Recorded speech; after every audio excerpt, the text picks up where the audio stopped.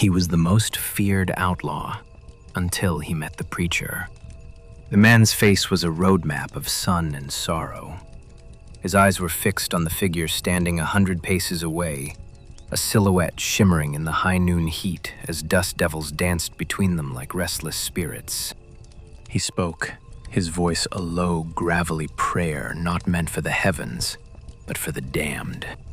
"Lord, you taught me to turn the other cheek. For years I have. You taught me to love my enemies. I have tried. But you also taught me that some serpents must be cast out from the garden." He drew a slow, deliberate breath. His hand hovered, not over a Bible, but over the worn leather holster at his hip. "And this garden must be cleansed." The silence that followed was heavier than any stone. The quiet before the thunder that was about to break across the blanched, forsaken town of redemption. Section 1. The Shadow of Diablo. In the unforgiving territories of the West, fear was a currency more stable than gold. And no one had a greater fortune of it than the man known only as Diablo.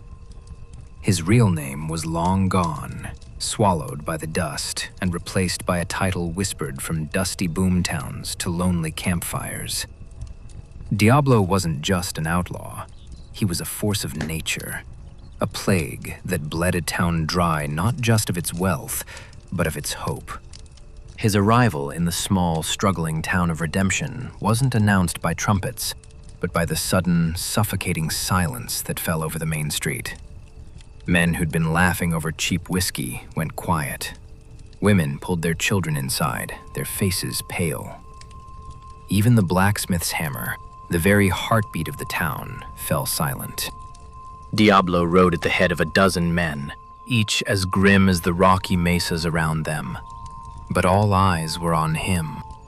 He was a man who seemed to be made of leather and malice.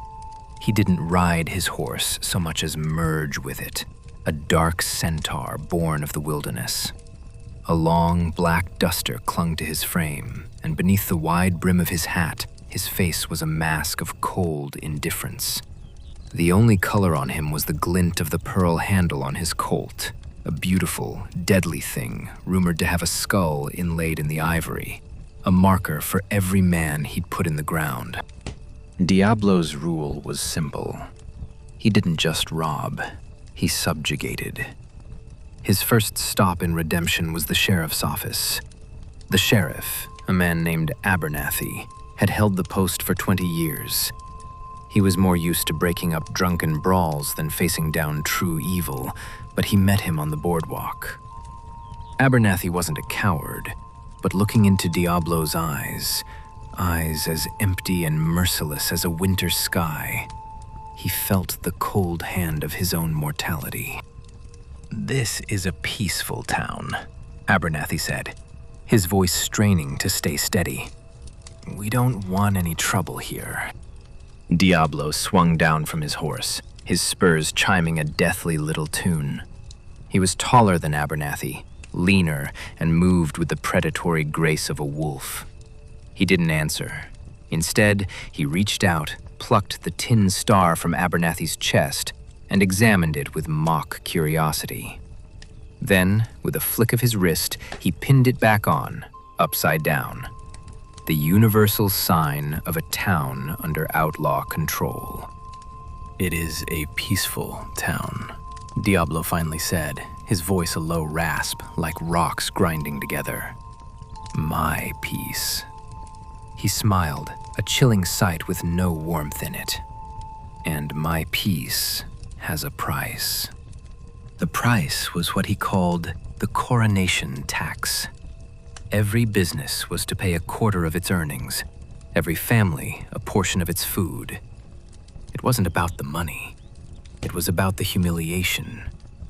It was about breaking a town's spirit until its people forgot they were ever free. His men spread through the town like a fever, taking what they wanted: liquor, food, respect. And the people of Redemption gave it, their eyes fixed on the ground. To resist was to invite a casual, brutal violence. One young ranch hand, full of more courage than sense, spoke up in the saloon. He was rewarded with a shattered jaw and a boot to the ribs, a public lesson for all to see. Diablo himself took up residence in the town's only hotel. He'd spend his days on the porch, rocking in a chair, watching the town scurry under his gaze. He was the spider in the center of the web, and every tremor of fear, every whispered prayer for deliverance, was a vibration he savored more than any stolen gold. Section 2. The Arrival of the Preacher. A week into Diablo's reign, when the air was thick with despair, a lone figure appeared on the horizon. He walked, leading a tired mule laden with a bedroll, a canvas sack, and a large, leather-bound book. He was a man of middling height and quiet countenance, dressed in the simple, dark garb of a traveling preacher. His face was weathered but kind. His name was Elias Thorne. He entered redemption not with a bang, but a whisper. He didn't seem to notice the upside-down star on the sheriff's chest, or the armed, sneering men lounging on the boardwalks. His gaze was fixed on the one building Diablo's men had ignored because it held nothing they could steal: the small, dilapidated church at the end of the street. To Diablo, it was a useless relic. To Elias Thorne, it was a beginning. He tethered his mule and, without a word to anyone, began to work. He pried the boards from the windows, letting sunlight pierce the gloom. He swept away the cobwebs and dust. He repaired the broken pews with nails he bought from the blacksmith, paying with a few worn coins. The blacksmith, a burly man named Jebediah, watched him with weary pity. "You wasting your time, preacher," Jebediah grunted. "God ain't listening to this town no more." Elias paused his hammering and looked at him. His eyes were a clear, startling blue, and they held a deep, unnerving calm. "Then perhaps we have been praying too loudly," he replied, his voice soft but resonant. "Sometimes, faith is a quiet conversation." He didn't give any fire and brimstone sermons. His ministry was one of small, silent acts. He helped a widow mend her fence. He drew water for an elderly couple. He shared his own modest meals with a family whose stores had been plundered. He read stories from his Bible to the children, his voice a soothing balm in the town's harsh silence. Diablo and his men watched with contemptuous amusement. To them, the preacher was a fool, a lamb wandering into a den of wolves. But some in the town began to notice little things about him, things that didn't quite fit. When a heavy crossbeam slipped as he repaired the church roof, he caught it with a startling, unnatural speed. One evening, as he walked past the saloon, one of Diablo's men threw a knife that stuck in the church door, inches from Elias's head. The preacher didn't flinch. He just stopped, pulled the knife from the wood with a steady hand, examined the blade, then dropped it in the dust and walked on. In those moments, you could see a flicker of a past life, a shadow of a different man buried deep beneath the preacher's calm surface. Hope, a fragile and nearly forgotten weed, began to sprout in the town's despair. And that was something Diablo would not tolerate. The preacher wasn't stealing their money, he was stealing their fear. The breaking point came not with grand violence, but with petty desecration. Annoyed by the quiet dignity the preacher inspired, Diablo decided to put out the flame. He and two of his men strode to the newly cleaned church on Sunday morning. Elias was inside, preparing for a small service. Diablo kicked the door open and strode down the aisle, his spurs scraping the clean floorboards. He stopped before the simple altar where Elias stood. "I hear you've been selling hope, preacher," Diablo sneered. "I'm the only savior this town needs." Elias looked at him, his face calm. The Lord's salvation is freely given. Diablo laughed, a harsh, ugly sound. He turned, picked up the large Bible from the lectern, the very book Elias had carried across the desert. Is it? Let's see what it's worth. With a contemptuous flick, he tossed the book into the dirt outside. This is my town. This is my house now. His men began to overturn the pews Elias had so painstakingly repaired, their laughter mixing with the splintering wood. Elias Thorne watched them, his hands clasped. The calm on his face didn't break, but the blue in his eyes seemed to darken, like a summer sky brewing a storm far in the distance. The paths of the serpent and the shepherd had finally crossed. Section 3. The Sermon and the Serpent. The next morning, Elias Thorne didn't go to his desecrated church. Instead, he walked to the center of town, to the hotel where Diablo held court. He stopped in the middle of the street, a solitary figure in black, and waited. Diablo watched him approach, a smirk on his lips. His men gathered on the porch, sensing some morning entertainment. "Come to beg for your book, preacher?" Diablo called out. Elias stood in the oppressive silence. When he finally spoke, his voice wasn't the soft, comforting tone the town knew. It was clear, strong, and carried the weight of an Old Testament prophet. "I have come to deliver a sermon," Elias declared. "My text for today is the serpent in the garden." A few of Diablo's men chuckled. Diablo himself leaned forward, intrigued. "The serpent," Elias continued, his eyes locked on Diablo, "was a creature of immense pride. He believed the garden was his to rule. He saw creation not as a gift to be cherished, but a prize to be conquered. He whispered lies, telling the innocent that submission was freedom, that darkness was light.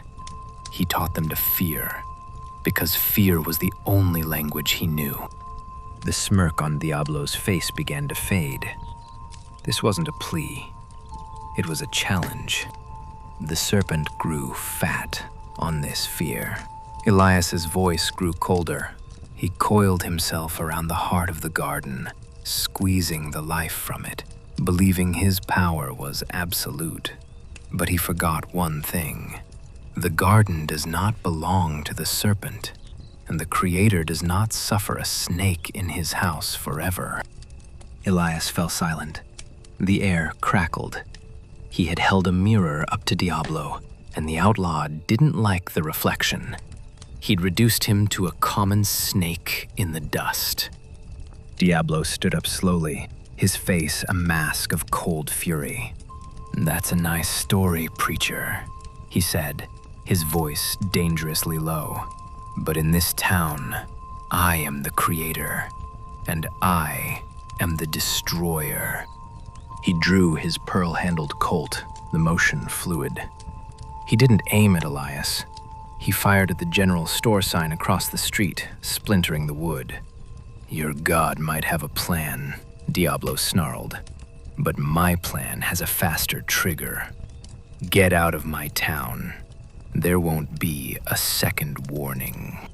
But Diablo's reign of terror only escalated. The tax was doubled. His men burned a farmer's wagon for being in their way. The flicker of hope Elias had kindled was being starved of air. And through it all, Elias Thorne remained a silent, watchful presence. He didn't preach defiance.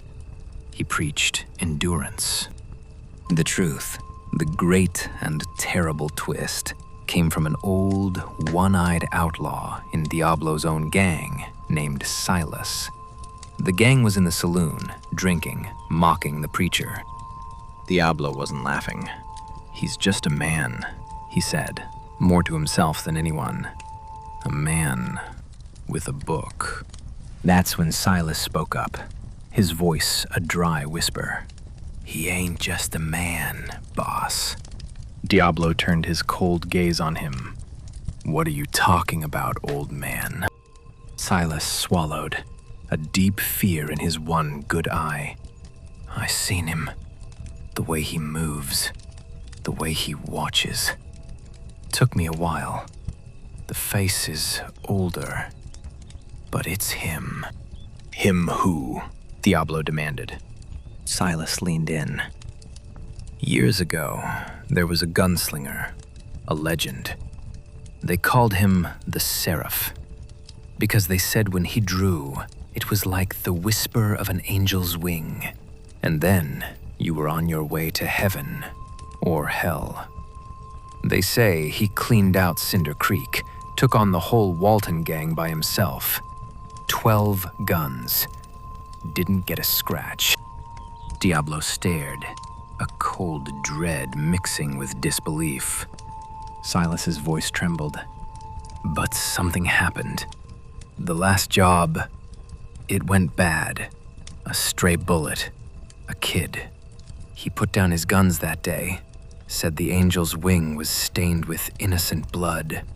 He just vanished, went looking for God. That ain't no preacher, boss. That's the Seraph of Cinder Creek. And if he ever picks up his guns again, God help us all, because he don't miss. The saloon fell silent. Diablo looked out the window at Elias Thorne. The harmless lamb was a lion in disguise, a legend. His ego couldn't stand it. He had to force the ghost to reveal itself. He had to kill the legend to preserve his own. That night, Diablo took a torch. He strode to the church, the one place of sanctuary and hope. And he threw the torch through the window. The dry wood caught instantly. Flames licked at the sky, turning the symbol of hope into a pillar of fire. Elias Thorne stood alone in the street, watching his sanctuary become an inferno. Diablo strode up to him, the heat of the fire on his face. Your God's house is burning, preacher. He spat. He has abandoned you. Now there is only me. He pointed a finger at Elias, his voice ringing out for all to hear. I know who you are, Seraph. High noon, tomorrow, in the street, or I will burn this entire town down with every man, woman, and child in it. Let's see which you reach for then, the Bible or the gun. Diablo had made his choice. He had called out the ghost.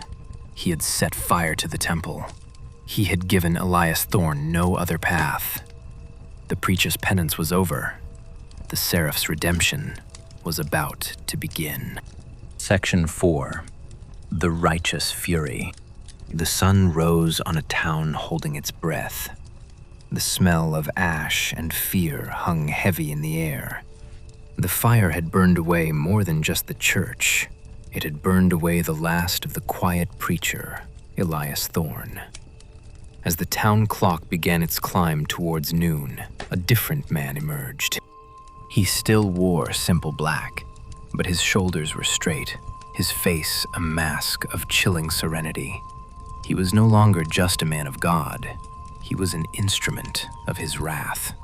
Tucked into his waistband was a simple, unadorned Colt revolver. The Seraph had returned. As the clock tower struck the first chime of noon, Elias stepped onto the main street. At the far end, Diablo stood waiting, flanked by his men on rooftops and in doorways. The two men began to walk towards each other. The world had shrunk to this dusty stretch of land between a serpent and an angel. They stopped 30 paces apart. I gave you a choice, preacher, Diablo boomed. You chose the wrong path. Elias looked at him, and for the first time, Diablo saw the ghost. He saw the eyes of the Seraph of Cinder Creek, not filled with anger, but with a profound, righteous sorrow. There was never a choice, son, Elias said, his voice strangely clear. This isn't a duel. This is an exorcism. Diablo's face twisted in fury. His hand flew to his gun. He was fast. Against any other man, he would have been the fastest. but he was not against any other man. Elias Thorne did not seem to move. There was no blur, no frantic motion. His hand was simply there. One moment empty, the next holding the old Colt, steady and aimed. It was like they said, the whisper of an angel's wing. A single shot cracked the silence. Diablo stood frozen, his gun half drawn. A look of utter shock spread across his face. He looked down. The shot hadn't hit him. It had hit the pearl handle of his beautiful Colt, shattering the ivory and sending the gun spinning into the dust. Disarmed, defeated, humiliated with a single, impossible shot. Diablo's men stared in disbelief. The legend was true. Elias stood, his own gun still raised, giving him a final, merciful moment to surrender. But the serpent only knew violence. With a roar of rage, Diablo lunged for the knife in his boot. He never made it. The second shot was just as precise, striking Diablo in the chest. Surprise replaced the rage on his face as he stumbled backward, fell to his knees, and then collapsed face down in the dust he had claimed to rule. For a heartbeat, there was silence. Then, a roar came from the blacksmith's shop. Jebediah charged into the street, hammer in hand. It was the signal. The townspeople erupted from their homes, armed with old rifles, pitchforks, and a righteous anger that had finally been unleashed. Diablo's men, their leader dead and their mythical enemy real, broke and scattered like rats. The reign of Diablo was over. Elias Thorne, the Seraph, stood over the body. He looked at the gun in his hand, then at the townspeople, who were now staring at him with gratitude, relief, and a new kind of fear. He was their savior, but he was also a killer. He lowered the gun. He walked to where his Bible lay dirty outside the burned-out shell of his church and picked it up, wiping the dust from its cover. He had cleansed the garden, but the scent of gunpowder now mingled with the scent of Scripture. As he looked at the faces of the people he had saved, he knew he could never be just the quiet preacher again. They would always see the Seraph. He turned and began to walk away, his future as unmarked as the desert before him. He left behind a free town, a reborn legend, and a lingering question. Had he found his redemption by picking up the gun again? Or had he just begun a new, more lonely penance? The line between a sinner and a saint is often just a matter of which way you're pointing the gun. The forgotten tales of the West are filled with figures like Elias Thorne, men caught between the grace of heaven and the grit of the frontier. If you want to hear more stories of the outlaws, lawmen, and legends who wrote their history in dust and blood, subscribe to our channel and ring the bell. There are always more ghosts waiting to be remembered.